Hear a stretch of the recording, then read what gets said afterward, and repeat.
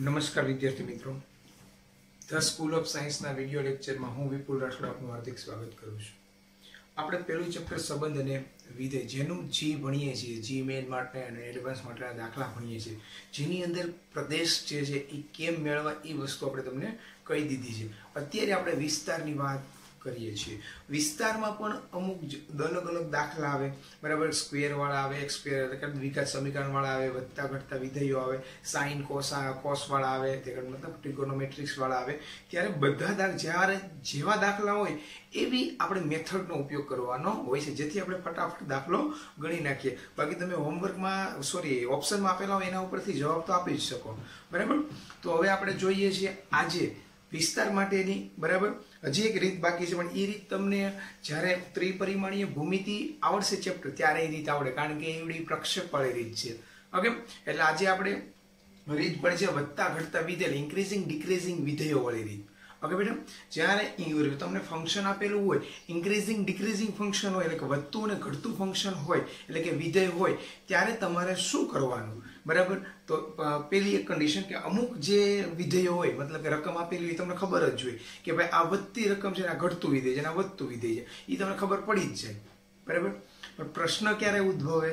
પ્રશ્ન ત્યારે ઉદ્ભવે કે અમુક જ્યારે રકમ હોય એ વધતું વિધેયની રકમ છે કે ઘટતા વિધેયની રકમ, એ આપણને ખબર હોય નહીં, બરાબર.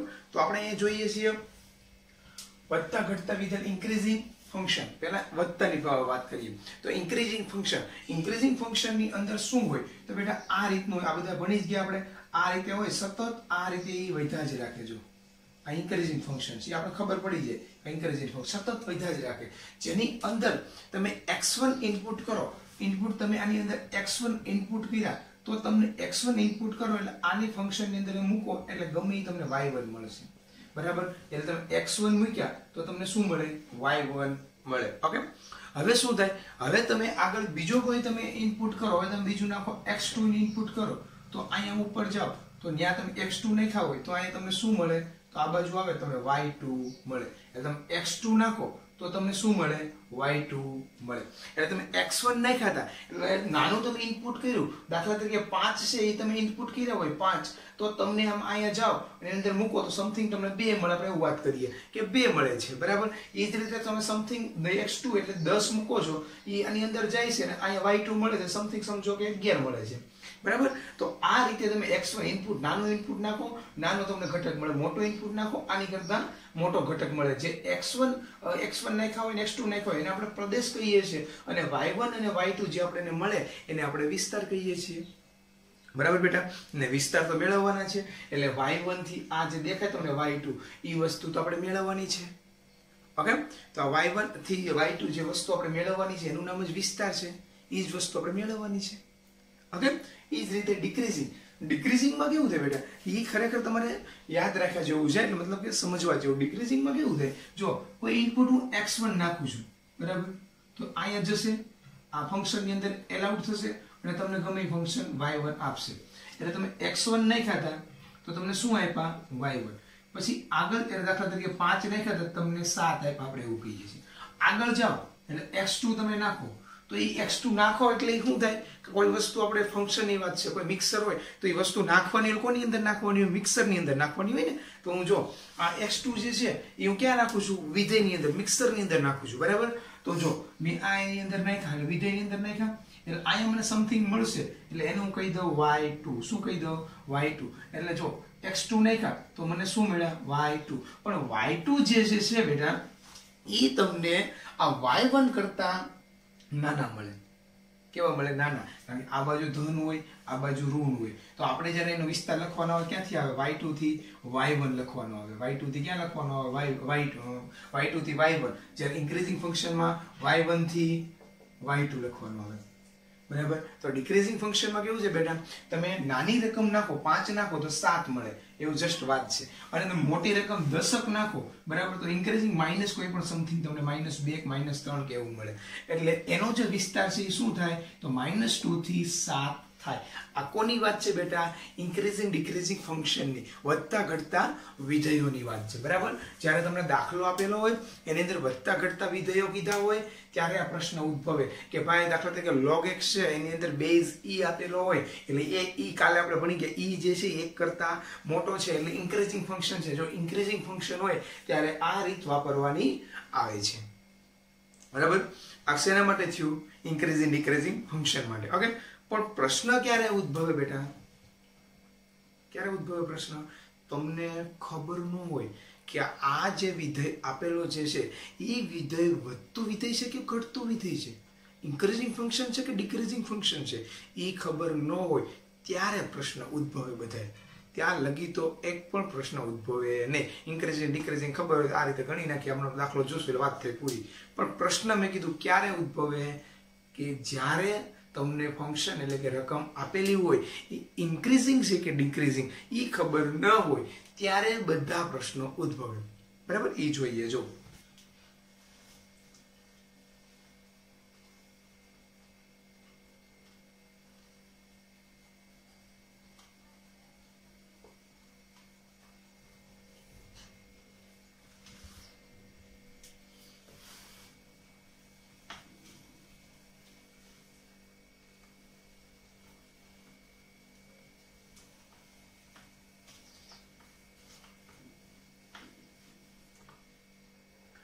તો આપણે જોઈએ. બરાબર?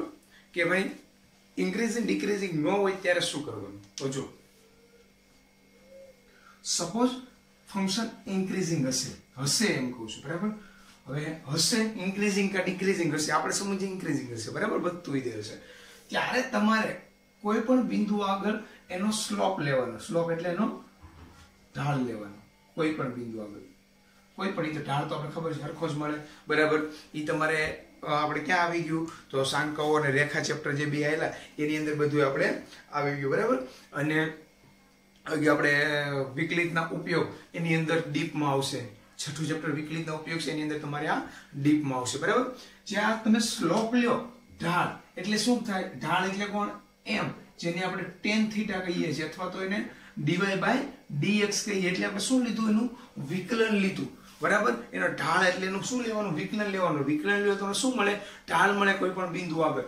જો એનો ઢાળ એનો થીટા ઢાળ છે શું થઈ જાય? થીટા થઈ જાય. જો એનો ઢાળ થીટા પોઝિટિવ હોય, કેવો હોય? પોઝિટિવ હોય. એટલે એ થીટા આવે એ કેવો આવે? પોઝિટિવ આવે. તો ફંક્શન તમારું ઇન્ક્રીઝિંગ છે, વધતું ફંક્શન છે. કેવું ફંક્શન છે? ઇન્ક્રીઝિંગ, વધતું ફંક્શન છે. હજી એક વાર, તમે કોઈ ફંક્શન દોરેલો છે. બરાબર? તમને કોઈ વિધેય આપેલું છે, એ વિધેયનો ઢાળ તમે લ્યો એમ એટલે કે tan થીટા કયો તો dy/dx કયો. જો એ તમે ઢાળ દોરેલો હોય કોઈ પણ બિંદુ આગળ, એ ઢાળ જો તમને પ્લસ એટલે કે પોઝિટિવ મળે, બરાબર, તો સમજી લેવાનું કે ફંક્શન કેવું હશે? ઇન્ક્રીઝિંગ ફંક્શન હશે. અને જો આ રીતે હવે હું સપોઝ સમજુ કે ઘટતું છે. બરાબર? હું સમજુ છું આ રીતે. હવે અહીંયા હું ઢાળ દોરું છું આ રીતે. મેં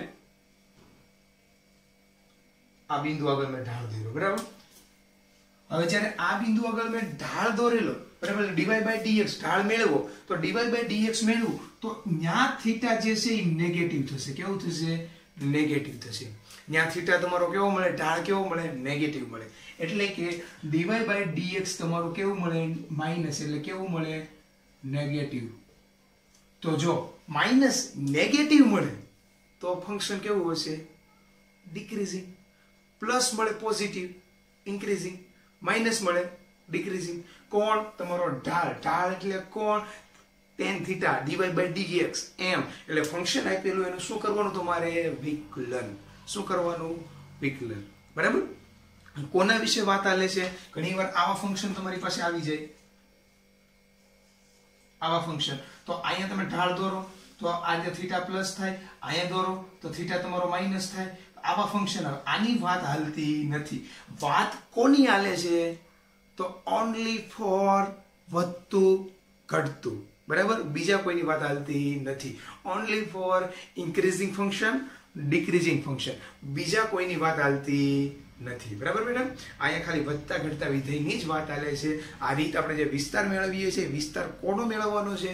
વધતા વિધેય અને ઘટતા વિધેયનો, બીજા કોઈની વાત હાલતી નથી. આ રીતે ફંક્શન આવતો એનો આલેખ આવો થતો એની વાત હાલતી નથી. બરાબર, વાત હાલે છે કે આ વધતું ફંક્શન હોય અને કા ઘટતું ફંક્શન હોય. એ તમને ખબર ન પડે વધતું ઘટતું ફંક્શન છે તો એના માટે પ્લસ વાળો એનો ઢાળ પ્લસ પોઝિટિવ આવે તો વધતું ફંક્શન હશે, અને એનો ઢાળ નેગેટિવ આવે તો ઘટતું ફંક્શન હશે.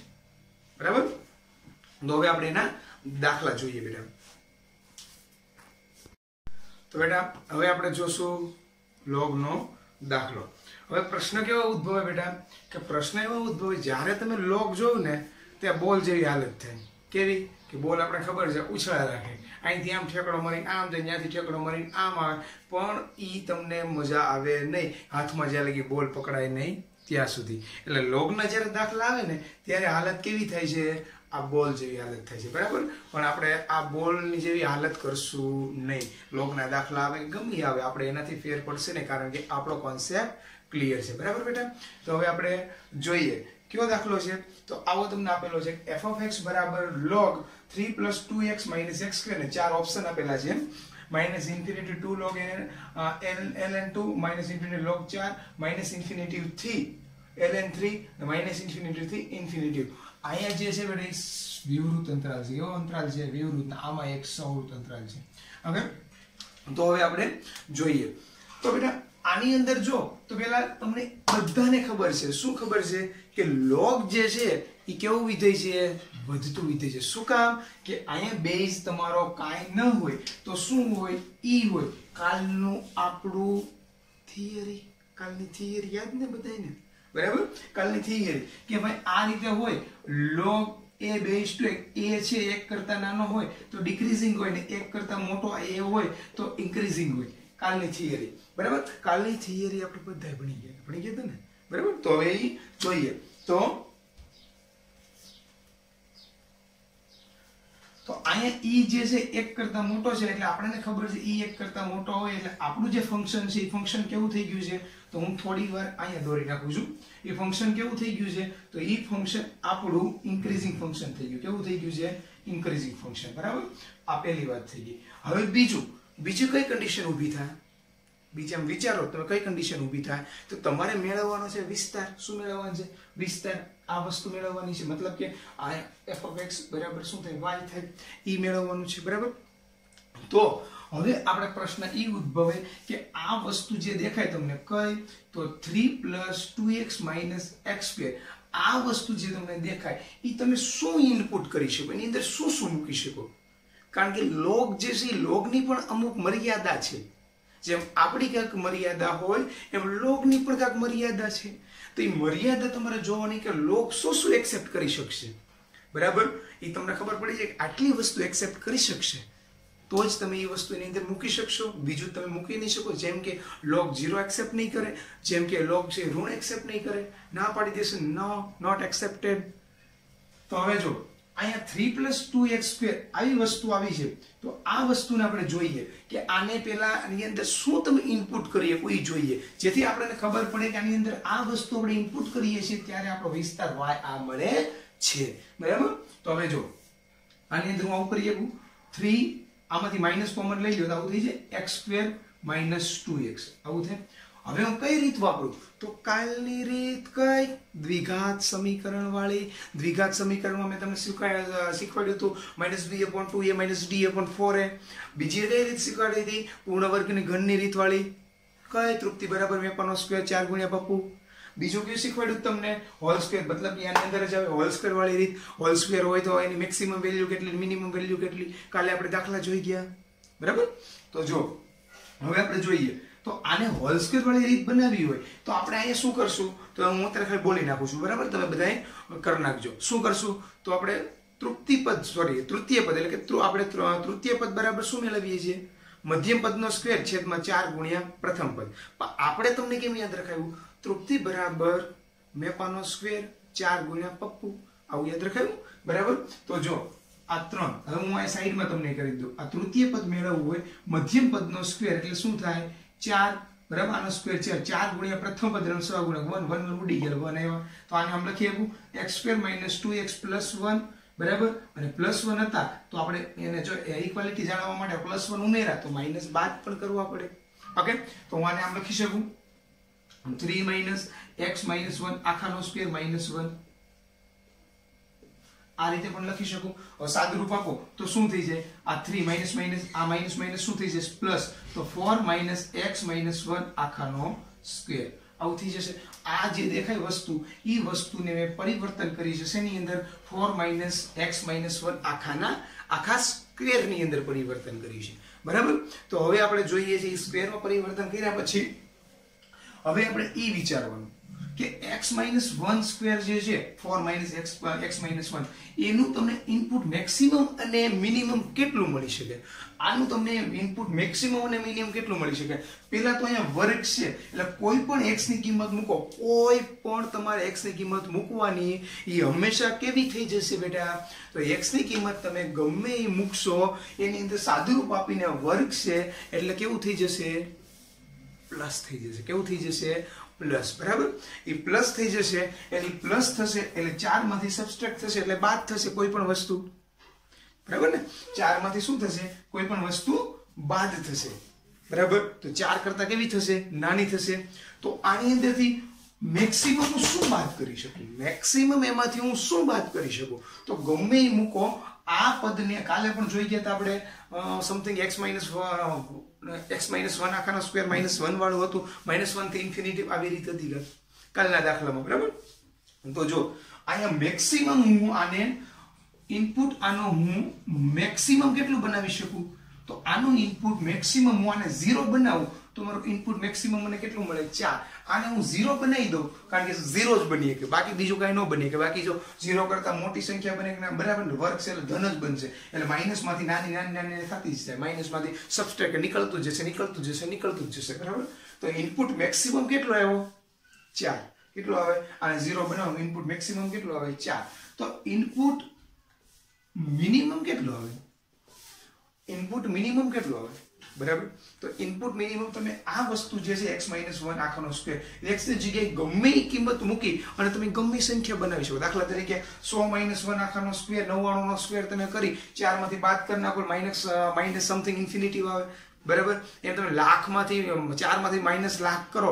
માઈનસ ઇન્ફિનિટી માં કોઈ જવાબ આવે બરાબર કોઈ પણ વસ્તુ તમે આમાંથી બાદ કરી અને સબટ્રેક્ટ કરી શકો 4 માંથી અને કોઈ પણ 4 કરતા મોટી રકમ બનાવી અને તમે બાદ કરી શકો તો આ જે પદ છે એને તમે ગમે એ મોટામાં મોટું ધન પદ બનાવી શકો કેવું પદ બનાવી શકો ધન અને 4 માંથી તમે જ્યારે સબટ્રેક્ટ કરો એટલે બાદ કરો બરાબર આ મોટું ધન પદ એટલે તો ગમે એ બાદ કરી શકો લાખ બાદ કરી શકો કરોડ બાદ કરી શકો ગમે એ બાદ કરી શકો એટલે એને આપણે શું કહી દઈએ માઈનસ ઇન્ફિનિટી થી 4 કહી દઈએ શું કહી દઈએ માઈનસ ઇન્ફિનિટી થી 4 ઓકે તો આપણો ઇનપુટ મિનિમમ અને મેક્સિમમ 4 છે અને મિનિમમ માઈનસ ઇન્ફિનિટી છે ઓકે આ વસ્તુ આપણે હમણાં થિયરી સમજાવી ઇન્ક્રીઝિંગ ડિક્રીઝિંગ એની વાત છે હવે જોઈએ તો જો હવે શું થાય તો જો આ જે પદ તમને દેખાય એ પદ ક્યાંથી આવે છે આ રીતે નીચેથી આ રીતે ઇન્ક્રીઝિંગ આવે નીચેથી આવે ક્યુ થઈ ગયું માઈનસ ઇન્ફિનિટી થી શરૂઆત થઈ ઓકે નીચેથી આવે માઈનસ ઇન્ફિનિટી થી શરૂઆત થઈ આ પદ આપણે આની અંદર મૂકશું તો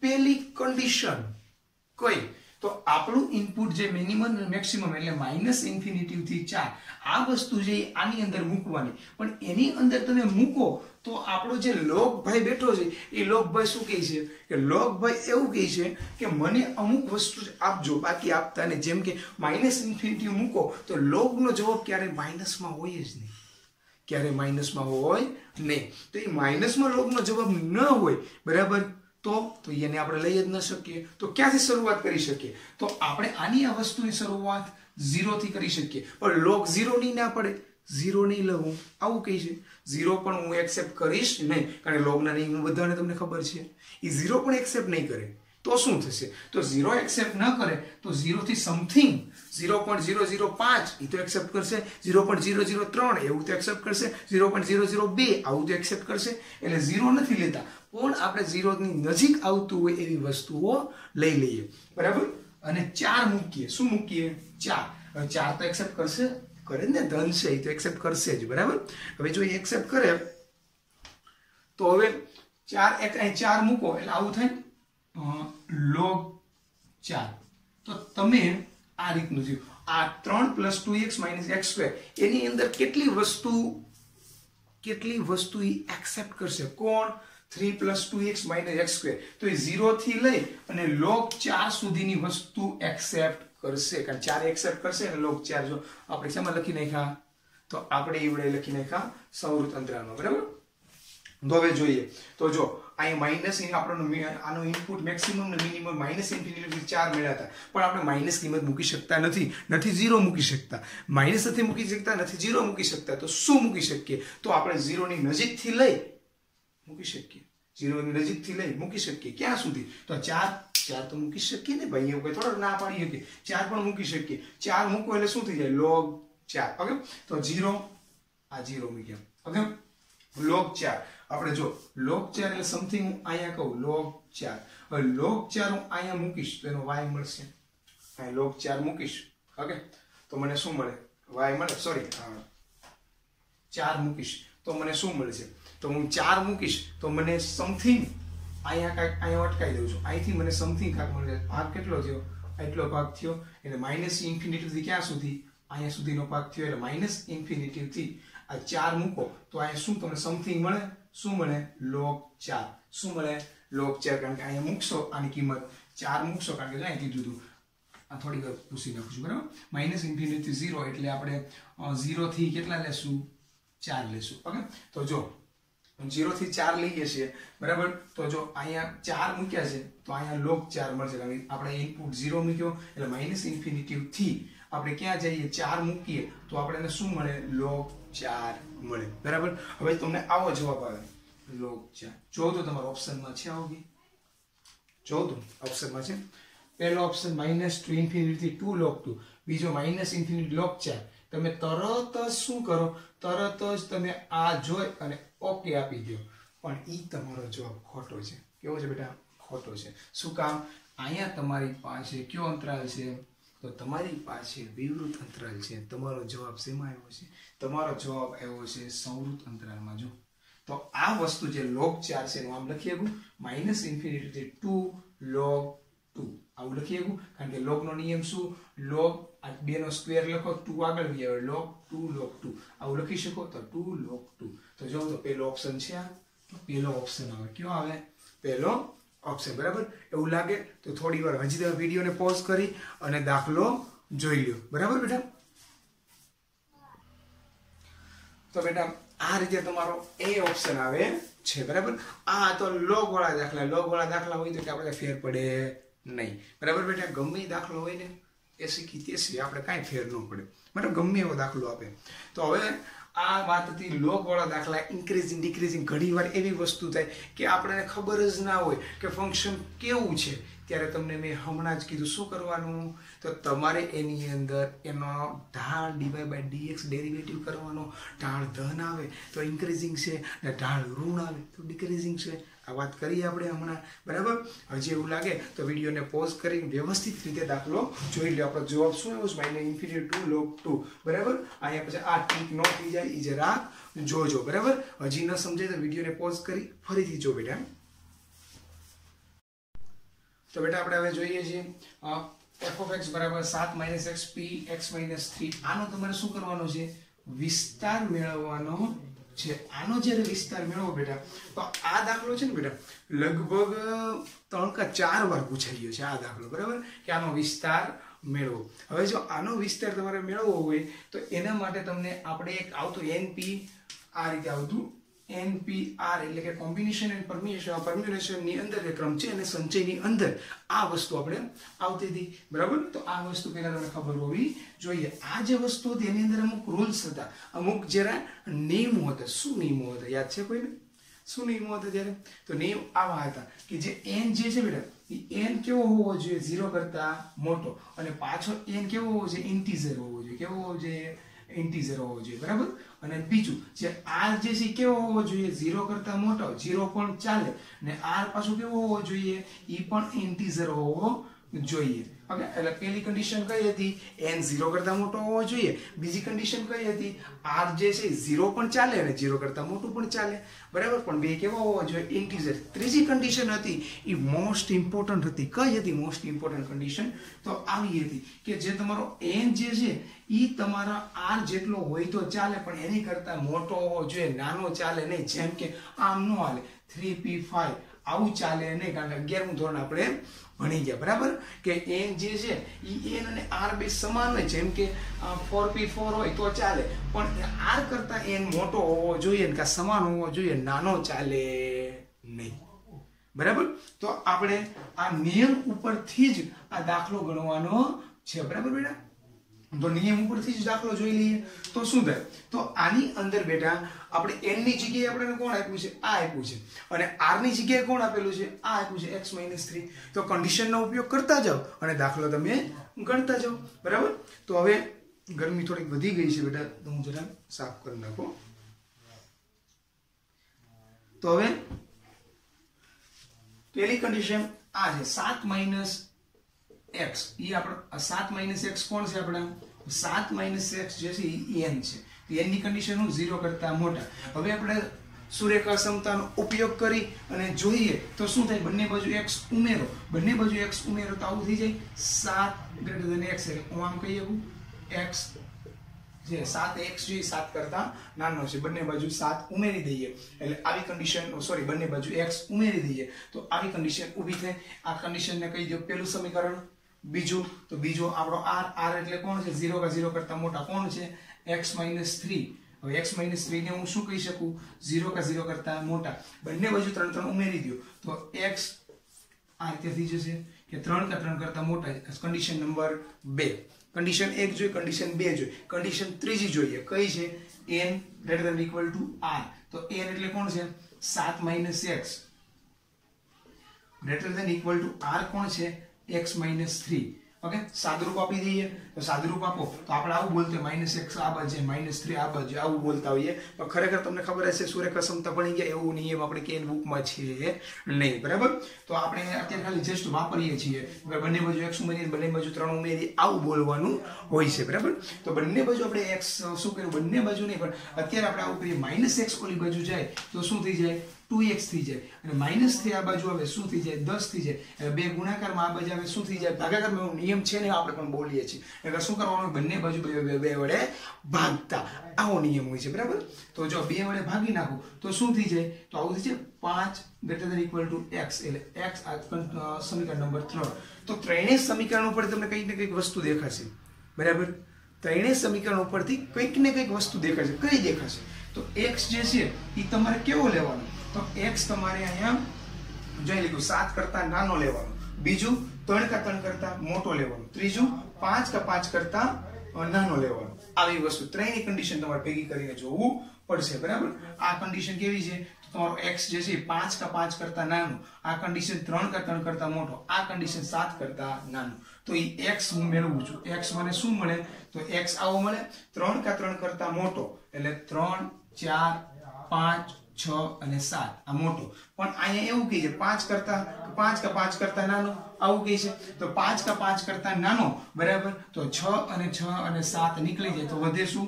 5 વધે, બરાબર. તો આ 5 વધ્યા. તો 3 કા 3 કરતા મોટો હતો ઈ આવી ગયો, અને આપણે શું આવ્યું? 5 કા 5 કરતા મોટો, 3 કા 3 કરતા મોટો હતો 3 4 5. અહીંયા શું કીધું? x 5 કા 5 કરતા નાનો, એટલે 5 અટકાઈ દીધું. એટલે આ 3 4 5, બરાબર. શું કરીએ આપણે? 3 4 5 3 4 5 ને તો આ 3 4 અને 5 જે x આપણે મળ્યા, કારણ કે કન્ડિશન ઉપરથી મળ્યા કે 7 કરતા નાના, 3 કા 3 કરતા મોટા, 5 કા 5 કરતા નાના. કન્ડિશન ઉપરથી ત્રણેયનું સમન્વય કરો એટલે તમને શું મળે છે? 3 4 ને 5 મળે છે, બરાબર. આ 3 4 અને 5 મળ્યા ઈ તમે આની અંદર મૂકો. દાખલા તરીકે જો અહીં તમને મૂકીને બતાવું તો x ની જગ્યાએ 3 મૂકો તો શું થાય? તો x બરાબર તમે 3 મૂક્યા તો તમને અહીંયા આ p of x એટલે શું થાય? y થાય, બરાબર. y બરાબર 3 મૂકો તો શું થાય? 7 માંથી 3 જાય તો 4p, આ 3 માં 3 થાય 0 એટલે 4p 0. પછી y બરાબર પછી તમે 4 મૂકો તો 7 માંથી 4 જાય, બરાબર. તો 3p 1 થાય, 4 માં 3 જાય તો 1.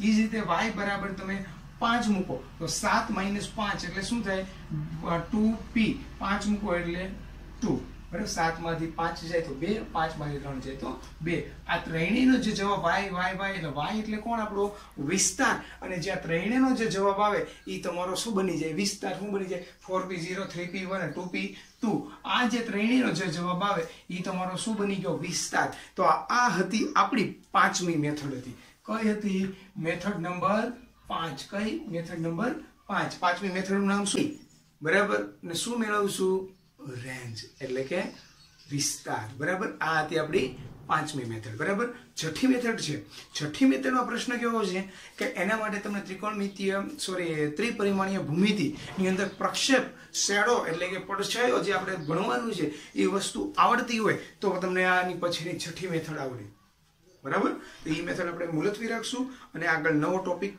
કાલે આપણે શરૂ કરશું તો હવે બેટા પ્રદેશના વિસ્તારના કોઈ પણ દાખલા હોય પ્રદેશ અને વિસ્તારના કોઈ પણ દાખલા હોય તમને આવડવા જોઈએ શું થવું જોઈએ આવડવા જોઈએ કોઈ પણ દાખલો હોય પ્રદેશ વિસ્તારનો x y ને z તમને આવડવું જોઈએ ઓકે તો બીજું હવે કાંઈ કહેતા નથી અહીંયા સુધી આજે રાખીએ છીએ ને બધા મિત્રોને વ્યવસ્થિત રીતે પૂરા દાખલા પૂરા કરી દેવાના બીજું કાંઈ મારે એવું નથી કહેવું બરાબર દાખલા પૂરા કરી દેવાના છે ઓકે તો હવે બધા દાખલા પૂરા કરી દેજો હવે તમારાથી વિદાય લઈએ થેન્ક યુ બેટા